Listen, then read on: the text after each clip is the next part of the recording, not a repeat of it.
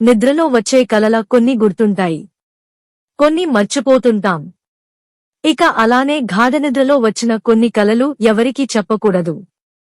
సాధారణంగా అయితే మన స్నేహితులతో మన కలలను పంచుకుంటూ ఉంటాం.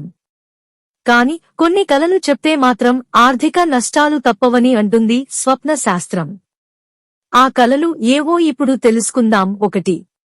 దేవుడు కలలు. కలలో దేవుడు మిమ్మల్ని ఆశీర్వదించడాన్ని చూడటం దేవుడు అంగీకారం. వ్యక్తిగత భక్తికి శక్తివంతమైన సంకేతం. ఇది మీ నిజమైన ప్రార్థనలు అంగీకరించబడిందని సూచిస్తుంది. ఈ కలను ఎవరికీ చెప్పకూడదు. 2. తల్లిదండ్రుల కలలు. మీ తల్లిదండ్రులు మీకు నీళ్లు ఇచ్చినట్టు వస్తే అది మీ జీవితంలో విజయం ఆసన్నమైందని అర్థం. ఆ కల మీ అభివృద్ధికి సంకేతం. ఈ కలను ఎవరికీ చెప్పకూడదు. 3. ఆవు కలలు. మీ కలలో గోమాత, పవిత్ర ఆవు ని సేవించడం అదృష్టం క్షితిజ సమాంతరంగా ఉందని సూచిస్తుంది.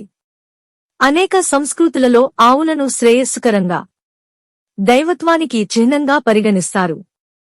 ఈ కల వచ్చిన తర్వాత ఆశీర్వాదం కోసం ప్రతిరోజూ ఆవుకి ఆహారం ఇవ్వడం మంచిదని సలహా ఇస్తారు. 4. తలుపులు తెరవడం కల.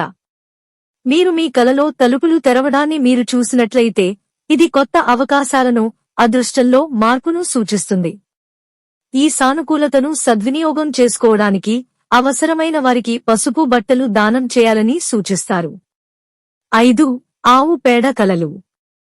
ఆవు పేడతో మీ ఇంటిని ప్లాస్టరింగ్ చేయాలని కలలు కనడం కష్టాల నుండి ఆసన్నమైన విముక్తికి సంకేతం. ఇది మీ జీవితంలోని అడ్డంకులను తొలగించడాన్ని సూచిస్తుంది.